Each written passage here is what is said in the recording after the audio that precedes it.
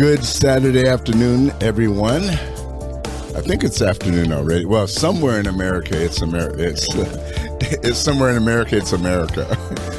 And if the Pope's still alive, it's afternoon for him. Well, there you go. Okay, yes. Hey, everybody. Welcome to Fresh Black Coffee on another Saturday in April now, I guess. No, we're still in March. Man, this has been a long month to me. Really? March is really long. I'm surprised we're already into March. Really? Yeah, I just like, boy, what a year. Well, yeah, every year that does that kind of, but it's like January and February, just, yep. And then March came, and it's like taking its time. Yep. As they say in the military, they're half stepping. It's a long month. It's half stepping in the month. If your college basketball teams all suck, it's a long month. Hey, actually, it's over now. Hey, by the way, that reminds me, I don't follow basketball, but how is Texas Tech doing? I think they're still top 10 in the nation. Really? And how in the Big 12 men's tournament? I'll have a report for you a little later in the show. You. Stand by, folks. Hey, oh, by the way, Eddie Huff. David Van. And our guest is Greg Hendrix, Major retired from the U.S. Marine Corps. Oh, the best of the best. There we go. The best of the best, USMC.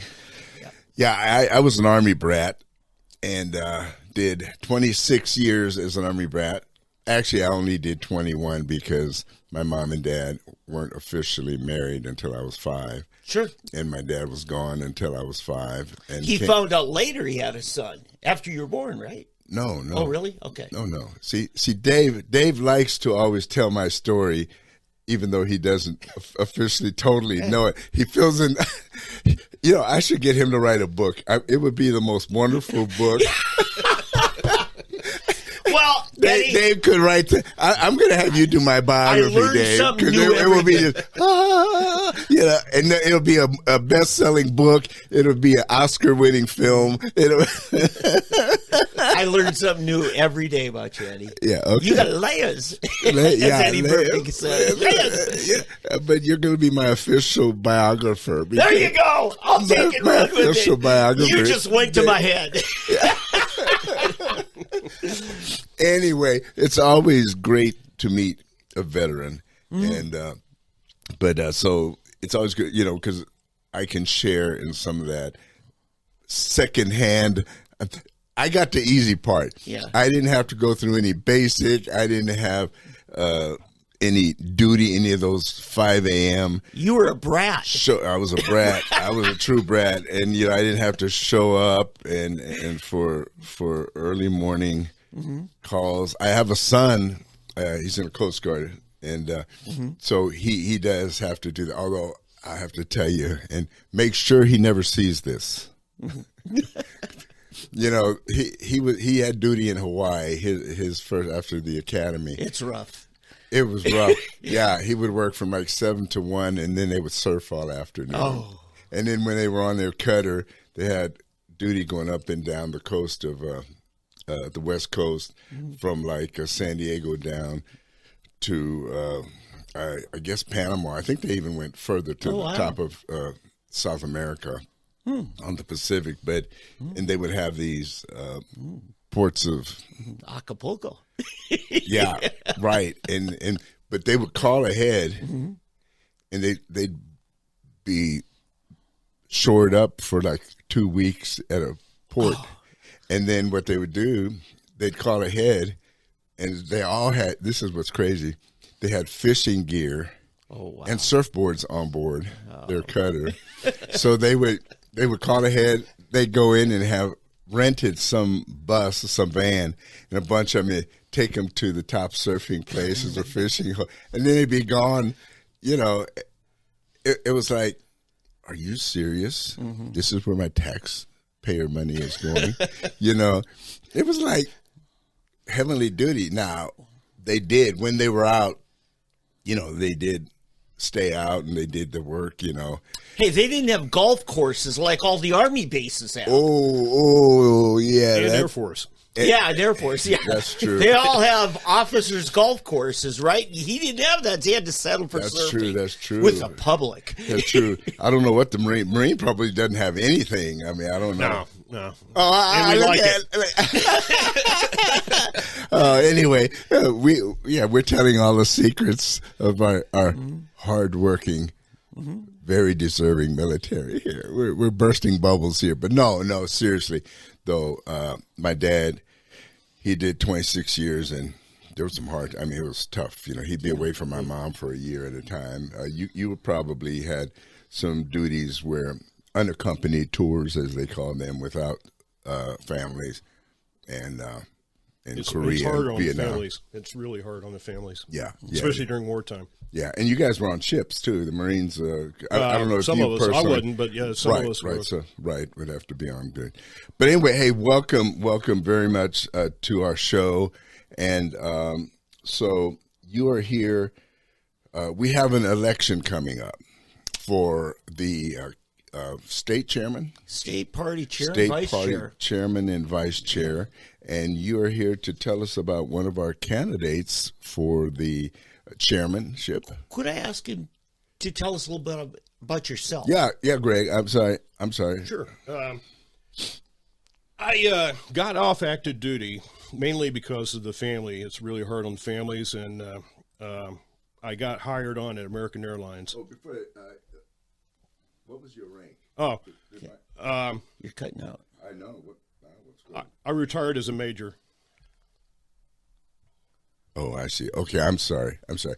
You retired as a major? Yeah, I major in the retired U.S. as a major. Marine Corps. You're All right, in the Thank US you for Marine your Corps. service, by the way. Yeah. Okay. And but I got off active duty originally. I was a captain when I got off active duty, and I was in an aircraft maintenance officer. But every Marine officer is trained in 6 months. They have to go through the basic school, and they're trained in infantry tactics, to where we can be unlimited ground. We can go anywhere. And but my primary MOS was aircraft maintenance. And then when I got off active duty, I got hired on American Airlines, and then I started missing the Marine Corps, and I went and joined the Marine Corps Reserves. And the unit I joined was a ground unit, anti-tank training company in Broken Arrow. Sure, on Lynn Lane, right? Right. Yep. And when I joined them, I was a captain, but then later I ended up getting promoted to major, and I took over the whole unit. Congratulations. And then that's when 9/11 happened. Oh, Right around that same time frame, a little bit, and like as soon as 9/11 happened, I got promoted to major, and I took over the whole unit. Sure. And then I started sending Marines, not all at once, but started sending them to Afghanistan and also to Iraq. okay. So, what was the name of your unit? Anti-tank training company. The company? It's a tow unit. Okay. What's it? The local unit? What's identified? Normally, it's a number, right? Well, it's under the 4th Marine Division. Okay, 4th Marine. And okay. so it's a 4th Anti-Tank Training Company. Okay.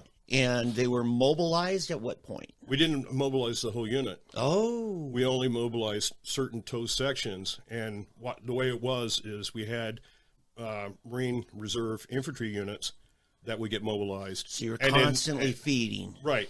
And when they got mobilized, it would mobilize that group that was stationed at Broken Arrow. Gotcha. That trained with them. Yep. And they trained, and then see when we did our two-week training, we would have a tow school, but then all of our tow sections disappeared. They went to every state where there was Marine infantry units, and because that's who they would go to war with.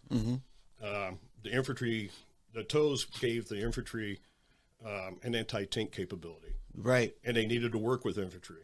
Yeah. And for our civilian friends, the tow unit, you can fire it and then actually steer it because there's wires. Right. Right? There's 2 wires. So if the tank all of a sudden goes to a stop or a turn, even after you fire, you're aiming. Right? You have to, you can't, the tow you have to keep on the tank. Yeah. As the tank's moving. Yeah. If the tank's shooting at you, after you fire the missile, you still have to keep the the sights of the TOW missile launcher on the tank. That's and courage. You can't move. Yeah. Your vehicle can't relocate to another. If it starts getting very, very dangerous with rounds coming your way, you still have to stay still. Gotcha. Okay. That's for our civilian folks like me. So good. So I think at some point you met a Marine from Sallisaw. Tell us about that. That's when I ended up getting, I got trained into another, it's under the Special Operations Command, Civil Affairs, and that got me to Iraq. I did 2 tours in Iraq.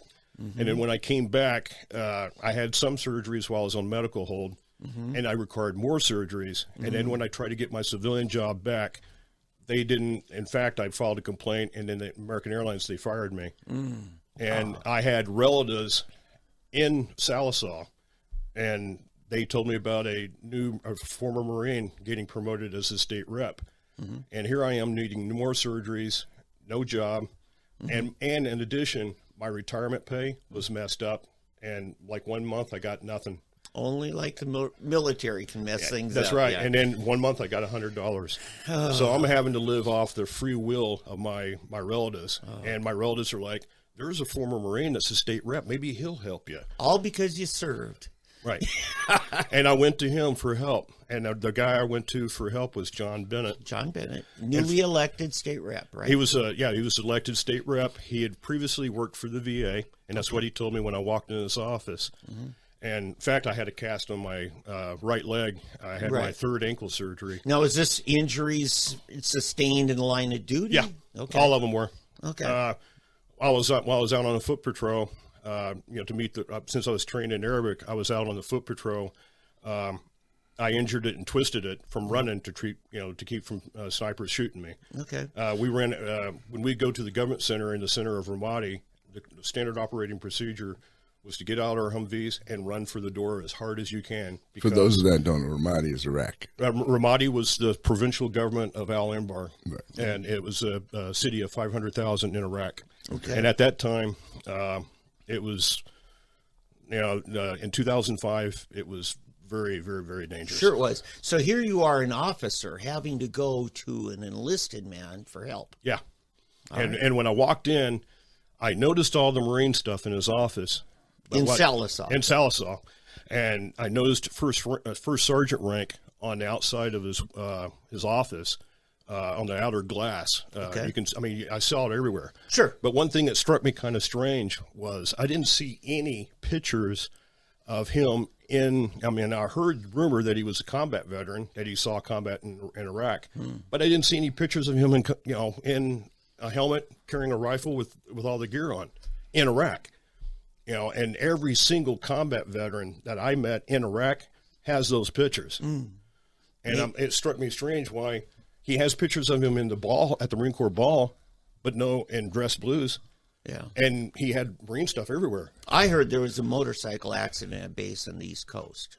And I heard that too. Yeah. Later, not then. Yeah. But I turned around and I saw his shadow board with all his medals and commendations, and I saw at the very top the Purple Heart.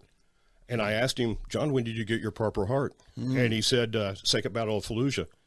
Well, I know that the Second Battle of Fallujah was in November of 2004. And how I know that, I was a senior watch officer in New Orleans, and I was getting all the casualty reports. They were coming in both active duty and reservists. And that was hell on earth, and that battle. And then everybody that survived out of the insurgents that survived out of the Battle of Fallujah in 2004, that we didn't wound or kill, they went to Ramadi in 2005 when I was there. Yeah. And now that would, for people who remember, I remember seeing pictures of officers hung from a bridge truss. And that was Fallujah. Yeah. Fallujah. Yeah. And that was, they hung the contractors. They were security contractors. And then they dragged their bodies to the street. Sure. But what I know from being there was a large portion of people on the FOB, which stands for Forward Operating Base, that would never leave. Never leave the wire. There's a smaller portion of Marines and Army that would leave the wire and actually go outside and face the danger.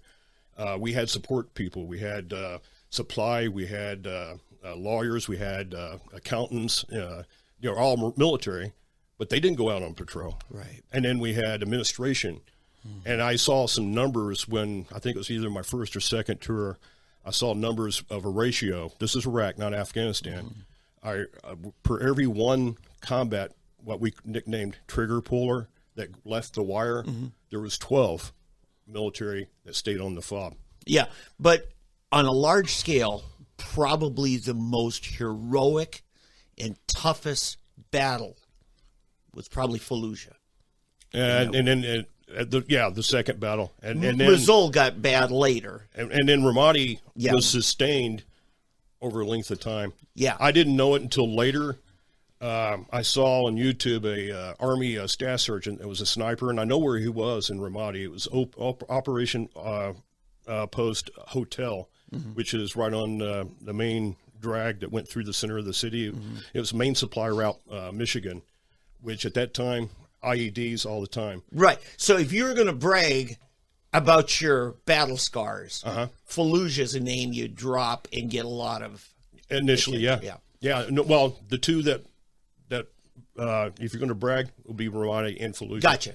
Yeah. Ramadi and Fallujah, and but I saw where that from that staff sergeant on the YouTube where there was 80 to 90 IEDs a month that were. You know, and we're talking large IEDs. Yeah, and that was Ramadi. Yeah, and but you know, we took a lot of casualties in both places. Okay. And when I met Mr. Bennett, I asked for help because I laid everything out. This is why I'm getting paid. I'm not getting paid anything. My civilian company fired me. When I made a complaint trying to get my job back, they actually changed my status from military leave to termination. Which you can't do that, but they did, and I haven't been back to the airline since. But I know there's federal laws that are supposed to protect veterans. Sure there are, but they weren't enforced. Not for me. Yeah, and American says we don't need unions. Well, yeah, but it wasn't enforced for me, and I went. Sure. What I didn't understand at the time, the medals that Mr. Bennett displayed didn't add up to me. How can you get a Purple Heart in the Second Battle of Fallujah in November and then have an Iraq campaign medal, but also an Afghanistan campaign medal? Oh, oops. Okay.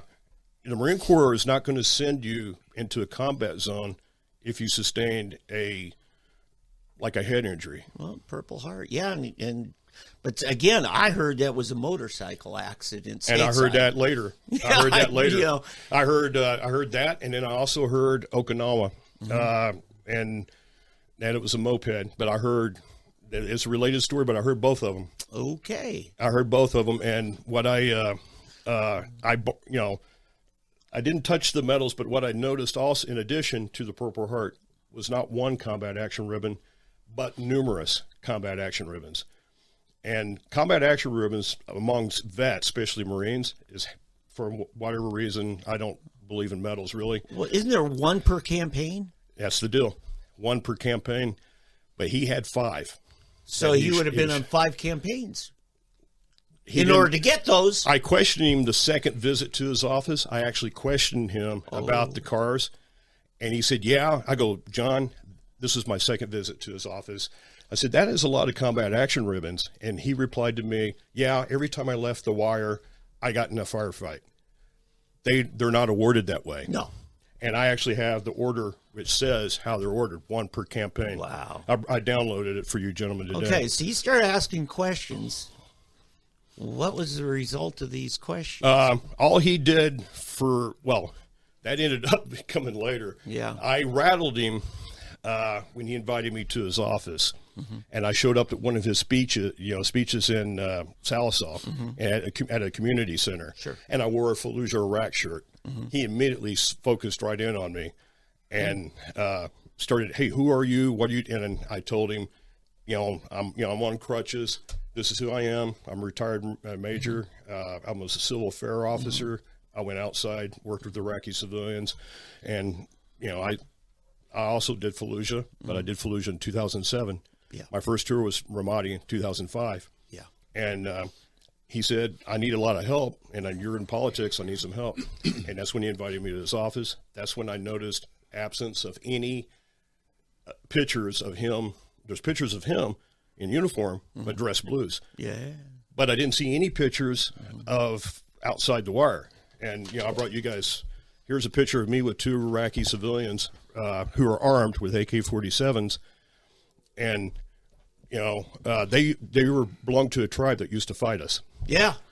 That's the former enemy. Okay. They left Al-Qaeda and started working against us. And you were kind of in a finesse job. Your job was to smooth things over. And convince them to fight for us. Right. I mean, in worst case scenario, and you got to take up a gun, you got to defend yourself. You got to be ready anytime. But you still have to be, hey, we can work together, right? That's kind of... Some of them, this was the finesse deal. Some of them, if they were radical Islamic, no. Mm-hmm. They hate us, and there's nothing I'm going to do that's going to change them. Yeah. But there were some that were on the fence, and these were the ones that I worked with. Was the nature of my job, and I represented a colonel. Yeah. But we were always out, and we delivered school supplies. Mm-hmm. We provided jobs. Mm-hmm. I had classrooms built. Yeah. No, my brother-in-law did a lot of that work. He was Army, National Guard, mobilized, and you got to eat whatever they have. I ate and drank so much tea. And I never was a tea drinker before. I drank coffee, but I became a tea drinker in Iraq. Don't they eat goat? Oh, yeah, I had goat. Yeah, goat, yeah. Yeah, I had goat. And here's a shoe drive. Okay. There's other pictures I have. Okay, you're getting kids' sandals and shoes. I had shoes brought over from elementary schools. Oh, so this is your baby. Yeah. Okay. Yeah, I had shoes brought over, and this is a picture of my Humvee. This is in the center of Ramadi. The Bradley is burning. Yeah. My vehicle is right over here. We just went right past, blocked the next intersection. And the gunner from the colonel's Humvee took this picture. And then my Marines got the picture from the gunner. And as I told my Marines, that's a cool picture. But when we're in downtown, because of the high threat of getting shot or IEDs or anything, I better not see the gunner with the camera. Because we're not going to be, because the gunner is going to protect all of us. Yeah, we need it. And I said, that is a cool picture, but when we go downtown to the center of Ramadi, if I see a camera up in the gun turn, I'm going to break it. Yeah, so the Bradley took the hit in its burning. And we Bradleys generally are supposed to be safer than Humvees, right? Not with the Humvees. Not with they knew where to hit it. I asked the Army National Guard, and they had a hidden, in the trash, they had a hidden IED. Oh, that's it. And they just use flip phones to activate them. Right? And then we would jam those signals. Then they would do where they would command detonate it. You had to have a guy watching and touch the wires to the car battery. Okay. Yeah, hardwired. Yeah. Okay. But I brought these pictures as an example that every single vet that left the wire and left the fob has pictures of them. And what made it awful strange was, how could a politician that is obviously embracing his military service, but he's not displaying those pictures? Yeah. Because he didn't have any. And I'm convinced of it. He never left the wire. And here's the thing, you serve like that. Because I've got pictures. My dad was that's right, engineers in Korea, building an airstrip. And there's pictures of him. And of course. Yeah. Because you know what? That might be the last picture your mama ever saw. That's right. And you want them to know, this is what I'm doing. That's right. It's just you don't even have to tell people that. That's right. They want their loved ones to know, here I am, I'm safe, I'm doing something I'm proud of. And I hope you're proud of me. And that struck me strange. And what it also got me was he didn't help me. The only thing he did to help me was he handed me a card and said, here's a card to a VA. I used to work with her. I was like a patient advocate for the VA, for disabled vets at the VA before I got this job as a second district representative for Oklahoma. He got elected. Right? Yeah, before he got elected. Yeah. And he said, I know her, give her a call. I'll call her and tell her. And that's the only thing he did for me. And she wasn't any good. In fact, she was out and out disrespectful, talked to me like, why are you sitting over there? Get over here and sit over here. And I kept my cool. I never, became angry, but it dawned on me that she's very aggressive and she's supposed to be helping me, and I needed more surgeries. So since I'm part Cherokee, I belong to the Cherokee tribe. I left the VA and started going to the Cherokee tribe. Yeah, the Indian Health Service. Indian Health Service.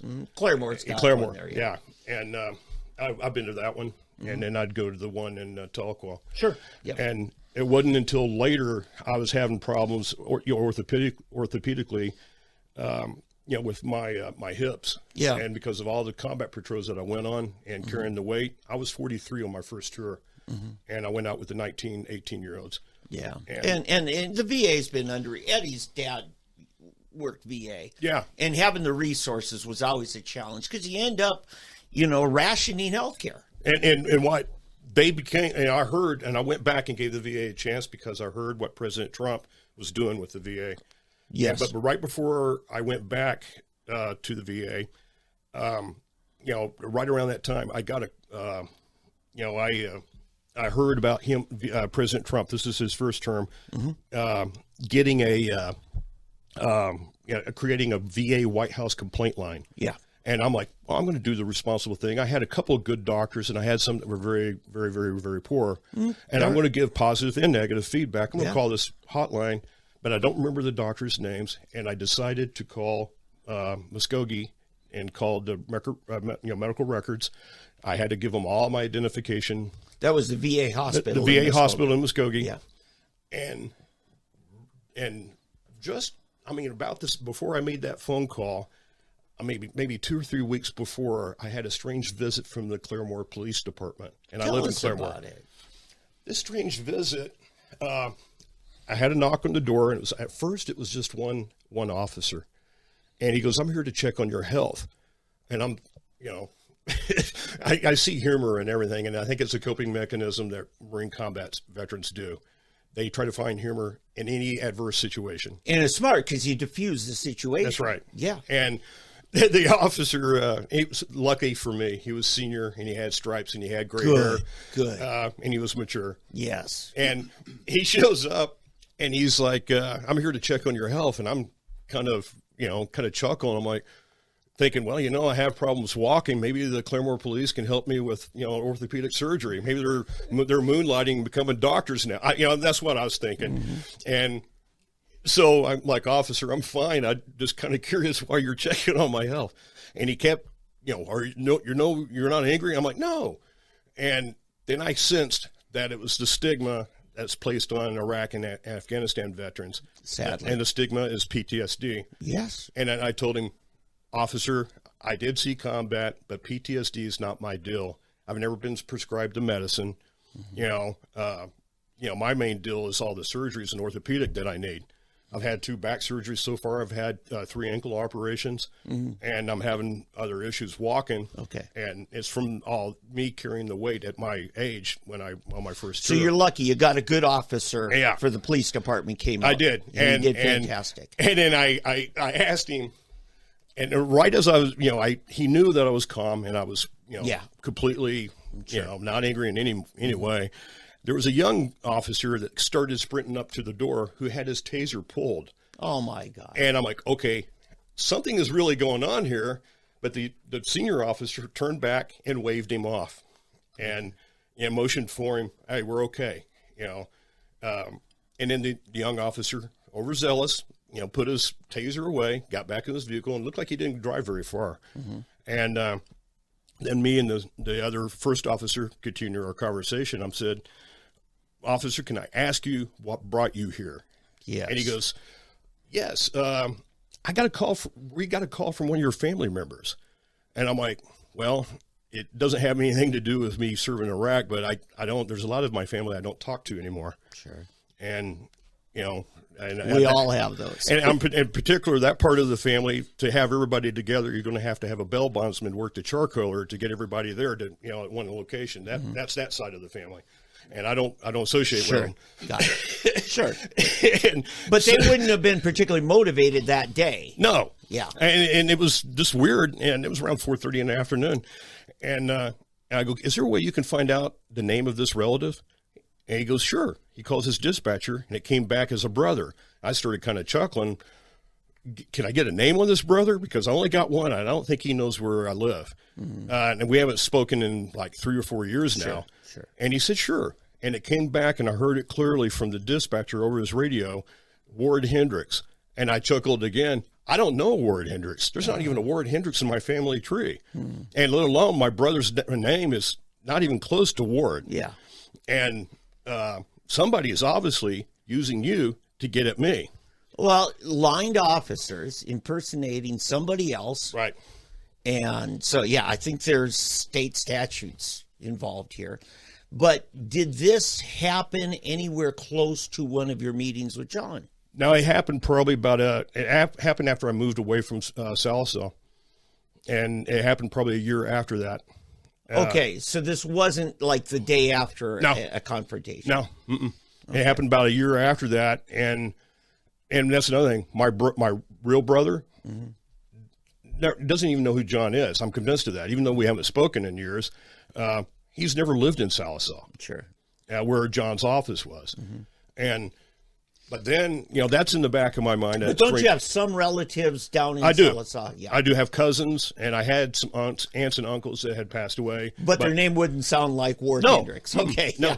Yeah. And then that's in the back of my mind, that little strange incident. But when I called the medical records department, she said, you have a recent entry in my medical file. And she acted kind of flustered after I identified who I am. And I'm like, I just need the doctor's names. She provided that. And then she said, do you know a Daphne Hill House? And I'm like, never heard of her. Well, that was the one that made your recent entry. You say you're no longer a patient at the VA? I'm like, no, I'm going to Native American healthcare. And she goes, you're not a patient. I'm going, I haven't been to the VA in a couple of years now. See, this was 2016. And I left Salsa around 2013. And that was when I left the Muskogee VA. And she says, so you don't know this social worker? And I'm like, no. And he says Daphne Hill House. Hill House. And I got those records right here. And that doesn't ring a bell with you, does it? Yeah, okay. And she goes, that's what I'm curious about. How can you have a new medical entry in your VA records when you're not a patient? I'm like, ma'am, that's the question that I have. Is this the same VA that John Bennett worked at? Yes, Muskogee. And he gave you a card for one of his former coworkers. And it actually told him Muskogee. But it wasn't Daphne they gave you the card to. Yeah, but okay. I don't know if John knows her. But I wouldn't be. Well, he would know a number of people. Yeah, and I wouldn't be surprised if he did know her. Yeah. And then I knew, I go, can you tell me the date of the entry? And it was the date when I had the strange visit from the police. And I'm like, that's not a coincidence. No. And I told her about it. I didn't go into detail, but I'm like, I had a strange visit from the police then. And I went to Tulsa VA, filed a medical release, signed it, and got my records. Then I was shocked to see whose name and who started this whole ball rolling. And it said that VA received a call from the office of John Bennett. Yeah. Okay, so swatting, which has become something in the news because a lot of conservative media are being swatted. That is, you want a SWAT team to show up all trigger happy and on edge, kind of like your taser buddy who showed up. It's an attempted murder is what it is. They wanted a negative response in it, and here is what I got highlighted of my first page of that entry. And it actually claimed that I pulled a gun on civilian workers. In Sallisaw, and that this other guy that the office of John Bennett, had who was my relative, who wasn't my relative, Ward Hendrix, talked to the VA, and that's when he started making all these allegations. Okay. To the VA and about I pulled a gun, and then of course the VA tried to call me on my old cell phone number, and they couldn't get an answer, and that's the second page, and it talks right here where the same number for next to kin, NOK, is the veteran's number, and we can't get a response. Well, that's because I've left the VA, and I have a new cell phone, and I have a new cell phone number. Yeah. Now, the narrative of veteran PTSD particularly is believable because we've been sending guys on 2 and 3 tours or sometimes even more. Yeah. And it has been a problem, much greater than Korean or World War II. Or even though I'm not a doctor, I think, but I've seen it. I've seen the veterans. Yeah, it's more of a problem is the over medication that they're giving the veterans. Oh yeah, the benzos. Yeah, and 24/7, and they're poison, and they've had a severe reaction and addictive. And I at Wounded Warriors in Camp Lejeune, I actually saw one Marine and the colonel of the unit, and I was sitting on the staff, turned and looked at our resident doctor and said, look up every single one of his 6 medications that he's taken. Sure. 3 of them from one doctor, 3 of them from another doctor. Yeah, so it's real, and so when a local cop gets it, he takes it as, okay, this is not strange. This is something we're having to deal with. They've heard, right? Yeah, they've heard, but there's other things that are going on where people are playing up on the stigma that's associated with it. Yes, and it's been my experience that that I've seen other Marines, if they're taking all this medication, they're having reactions from it, they're more apt to harm themselves than to harm anybody else. It is. My father, spent 8 months in mental hospital that ended up being PTSD. Yeah. And nervous breakdown. But then my whole childhood, he was on tranquilizers. Yeah. The benzos that the VA gave him. And they give them tons of them. Yes. I actually when I went my second trip to the VA in Muskogee before, I'm like, okay, I'm going to go somewhere else. Yeah. They tried pushing 2 different pain pills on me. Yeah. And I'm like, I don't need these. And they're like, and then the pharmacist actually said, sir, are you escalating? Which made me start laughing. And I'm like, okay, all right, stand down. I looked up at the camera and I'm like, okay, stand down. There's not a crazy vet here, but I'm going to leave. I'm not angry in any way, but I'm going to leave the medication here. Yeah. And I go, I'm sorry. That's not help. That's stigma. And when I had surgeries on active duty, I only had 1 pain medication, not 2. And they weren't even as strong as these 2 that they were trying to push on me. They were very, very strong. Yeah. And I'm like, I don't need it. Here, take it. Yeah, I'm sorry. Well, anyway, we're getting off on something. So basically, this John Bennett, now, when he ran last time, I was one of those who recruited him. Okay? Understand. Our mutual friend, Al Gerhardt, was the one that said, Dave, let's get behind this. And then I ended up running, it kind of is running me. I ran for vice chair when he was chair. And I realized pretty quickly, this guy is not administrative material. He's not executive material. And he handed over the party operations to somebody who just basically got rid of anyone that she considered a threat. At least that's my perspective from it. And I was one of the first. And so was our mutual friend. And I just have to say, there's guys who can give a great speech, but that's all they got. Yeah. And that's kind of what I got. It's red meat speeches. I found another thing, and I wanted to digress back to one of my first meeting. The guy that was, and I kind of suspect, I don't know for sure, but I suspect that the guy that was my quasi brother was the guy that I met outside his office. It was kind of like his office manager in Sallisaw. Yeah, you were in town that day. Yeah. You went to his office, and then where'd you go? Well, his name was Alan, and right as I was moving from Sallisaw in 2013, I ran into Alan, and this might have been why I had that visit from the police. But I ran into Alan, and Alan, I was at Walmart, and I saw him, and I had back surgery. Yeah, you're hobbling, not on crutches? No, not at that time. I finished that one, and I finished that surgery. Slow.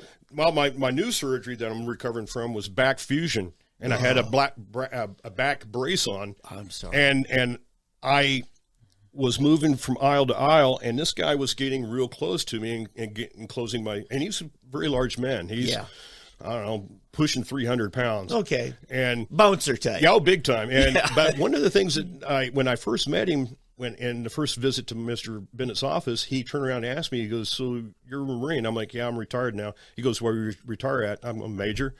And then he said, well, I was in the Marines, but I got kicked out. And I'm thinking, why would a first sergeant have a former Marine that was kicked out working for him? Yeah, slang term for dishonorable discharge. Or less than honorable. Yeah, less than I. Yeah. General discharge. And a first sergeant, especially one that's involved in politics, why would you have somebody like that working for you? You know, you're not a Marine if you get kicked out. Mm-hmm.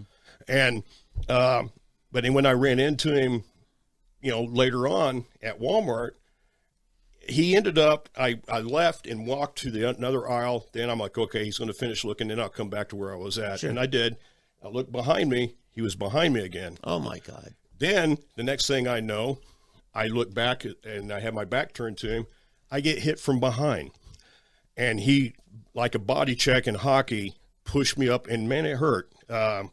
And I hit into the rack, knocked some things down. That's how hard he hit me. Yeah, because you're not a little guy, but this guy was even bigger. He's even bigger. And he hit me from, and it wasn't like bump into. He checked me hard because he saw the back brace. Pushed through you. Yeah, he pushed, and I maintained my temper. I didn't say anything to him. And he goes, "Oh man, I didn't see you. I'm sorry." And I walked away, and I kept my composure because obviously he was trying to get an incident out of me. Yeah. And I asked to see the manager, and they had an assistant manager that was on shift that day. She came to me, and I go, "You see that large gentleman over there? He's still looking at me." He was by the cash register in the electronics department, and he walked over and said, "You're talking about me." And I'm like, "Sir, I'm talking to this lady." And he goes, "Well, I know you're talking about me." And he trying to get that incident going. And I'm like, "I'm talking to her." And he goes, "Well, you're talking about me." I'm like, "I know who you are. You work for Bennett." And he goes, "Well, I'm a former Marine too." And then I'm like, "No, you got kicked out. If you get kicked out, you're not a Marine." And that spooled him up. And then finally we got him to walk away. And the lady told me, I told her, I said, "Look, I'm not scared of him, but I don't want any incident." Yeah, you're recovering from back surgery. And I said, "Can you get one of your security people to escort me to my vehicle?" Good. And as a witness in case he is out there waiting. She did. And I had two guys walking me to my vehicle. I got in my vehicle. Where'd you go? Went to my parents. As my parents, they were both. My dad had cancer. Sure. And my mom was also in bad shape. Did you follow up on this with Bennett? That was the second meeting. Yeah. The second meeting I had with Bennett. Yeah. And the second meeting I had with Bennett, I walked in, and I told him about it. And by this point, I was already moved away. By the time I got the second meeting. And I told Bennett about this little incident, and he goes, "I haven't seen Alan in a long time. He lives here in town, but we don't hang out together. He no longer hangs out in my office. I haven't seen him in I don't know, about probably another year or 2 years, something like that." And that's okay. I wanted to see his face, and then I wanted to get a second look at his rack of medals in his shadow box. Yeah. And as I got up, I walked next to his medals. He had his office door closed, and I walk up and I go, "John, that is a lot of combat action ribbons." And I got a good look, and that's when he had 5 of them showing. And he goes, "Yeah, I was in combat almost every single time I left the wire. I got into combat, into a firefight." And that's not how the word is. Right. Yeah, we already went through that. It's worded by campaigns, and if you only get one per campaign. At the most, since I saw an Iraq campaign medal, that's one. But did you meet somebody else at that point? We heard right outside the door, I heard Alan's voice. And no! And I look at how ironic. And I look at Mr. Bennett, and I go, "You know who that is? The guy that you just got through telling me you haven't seen in years." He goes, "Oh, is that?" And I'm like, "Yeah, you know exactly who it is." And what was he doing there that day? Oh, he brought food for everybody. Oh, he was the guy who runs lunch he brought for lunch. everybody. He brought lunch, and then, that's a regular duty. And I look at Mr. Bennett and I go, "John, how does that make you look?" He goes, "That doesn't make me look very good." Yeah. And I'm like, "That's right. It doesn't make you look very good." Yeah. And I'm like, "I'm not scared of him, but I don't want another incident." Now, John wasn't an Assembly God pastor yet at this point, was he? No. Okay, that came later. He's now pastor at a rural church out there. Okay. Yeah, a very small church, from what I understand. Yeah. And and I go, "I don't want an incident." And he goes, "I'll ask him to leave." for a little bit, and then he'll come back. But Mr. Bennett said those words, it makes me not look very good after I got through telling you. Yeah. I haven't seen him. Yeah. But, yeah, he had food, and I saw the food. He left the food for everybody that was there and for Bennett. Yeah. So you've laid your case out here. Sometime we got to have you back in on veterans issues more, particularly the Pete Hegseth administration. Oh, yeah. At Pentagon, and some things are going on. Doug Collins is now handling the VA. I feel good about that. Yeah, I do too. I think Doug is going to be a good communicator. I do too. And I'm really hopeful on that. So he's a chaplain. Okay. He was a chaplain, and I think he retired in the military as a chaplain. Oh, gotcha. And then he was a congressman. That's right. Yeah, from Georgia. All right. Good. Yeah, we're coming up on a hard break, so we're going to call it. I want to show you guys this. Yeah. I got that. This came from a PI for Tom Stites, who was running against Mr. Bennett. Right, the incumbent, right at the time, and John Stites and Tom Stites, but you see, no Purple Heart, no combat action ribbon. Gotcha. So last thing, people want to reach out to you. What's the best way? You want to go to social media? Well, they could send me an email. Okay. I'll give them my email address. Give me that. It's MAJJIM.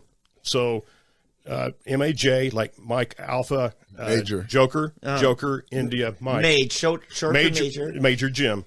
JIM. Right. And the reason for Jim is because my last name is spelled with an X, like the guitar player. Oh, yeah, Jimi Hendrix. So MAJJIM 356@gmail.com. My daughter-in-law is married to a Jimi Hendrix. My daughter-in-law is the daughter of Jimi Hendrix. Oh, wow. Not the Jimi Hendrix. Not the Jimi. But a Jimi Hendrix who also lives in Claremore. Okay. So I was going to ask if you and he were related. Not that I know of. Okay, so Mage Jim at 356 at gmail.com. So it's Major Jim. So MAJJIM 356 at gmail.com. Okay. Folks, you want to get a hold of him, even you, John Bennett, you want to get a hold of him. And, we may have to have John in. Then after the break, we've got the opponent in this race, the only other announced opponent of him, Stan Stevens. Okay. Former county treasurer from Wagner County. Yeah, okay. And when we come back. All right.